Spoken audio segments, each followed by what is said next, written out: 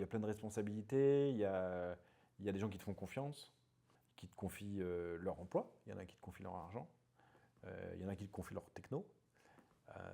Donc tu portes un petit peu cette responsabilité-là de faire aboutir quelque chose. Donc tu peux toujours avoir un peu de pression et de stress de ne pas y arriver, mais, mais il y a une telle liberté d'entreprendre, dans un cadre évidemment, avec une réglementation, mais il y a une telle liberté d'entreprendre qui fait que le projet que tu vas faire, ça ne peut être que le tien. Évidemment que tu vas faire aboutir, dans le cadre du thérapeutique, un médicament dans une pathologie, tu ne vas pas changer complètement la phase du projet, mais il y aura le chemin que tu vas employer, le chemin que tu vas suivre, c'est vraiment celui que tu auras décidé et celui que tu auras construit avec des gens, mais là tu as ton impact. Si on est en train de vouloir créer une boîte, c'est que quand même on a l'état d'esprit de le faire, on ne serait pas là par hasard. Et si on sait s'entourer, si on sait écouter, et si on sait créer cette dynamique et trouver le sens de son projet, il faut se faire confiance, parce que si moi je devais changer quelque chose dans ce que j'ai fait par le passé, ce serait peut-être, alors ça va être formulé bizarrement, mais de prendre un peu plus de risques.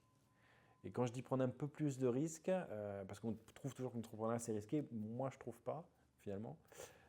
Parce qu'on est en France, dans un dispositif de la création d'entreprise qui est quand même très supportif, avec des technos qui sont quand même assez incroyables. Donc on a du choix pour faire des belles choses. Donc se donner confiance sur le fait de j'ai pris une décision, je vais la matérialiser, il ne faut pas être freiné par ses propres peurs, il ne faut pas s'inhiber, quoi. Faut pas,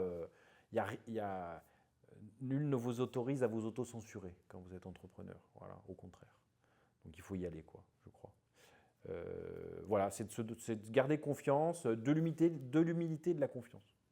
J'ai choisi d'être dirigeant et pas salarié par besoin de créer, en fait, par besoin de pouvoir transformer mes pensées, ma gestion de projet un peu en quelque chose de concret.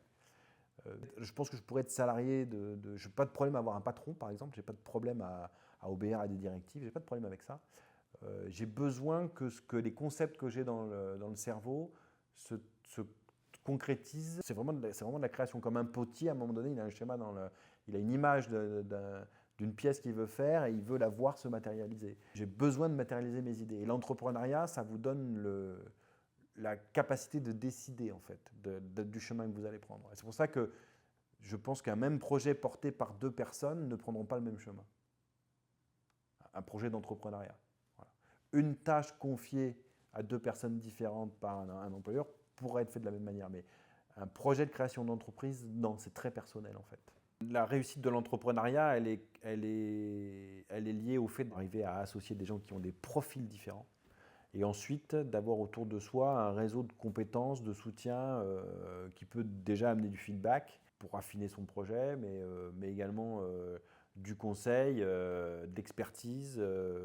Parce que quand vous faites, alors c'est spécifique aussi au développement de traitements dans la thérapie humaine, quand vous commencez à identifier une cible et à développer les premières molécules, vous allez faire peut-être des centaines de molécules et vous allez être 4, 5 à travailler. Vous pouvez à 4, 5 personnes faire des centaines de molécules. À partir du moment où par contre vous avez identifié la molécule que vous allez pousser en réglementaire, vous n'avez plus qu'un produit qui rentre en réglementaire par exemple, et là vous avez besoin de 15 expertises différentes. Et quand vous rentrez en clinique chez l'homme, c'est encore plus large. Donc vous avez on parle souvent du pipe du développement de médicaments où on démarre avec 10 000 molécules et puis à la fin, il y en a une qui arrive sur le marché. Il est très vrai, mais il y a un pipe inverse qui est le pipe des compétences où en fait, il est assez serré au début et plus vous avancez, il est inversement proportionnel au nombre de molécules.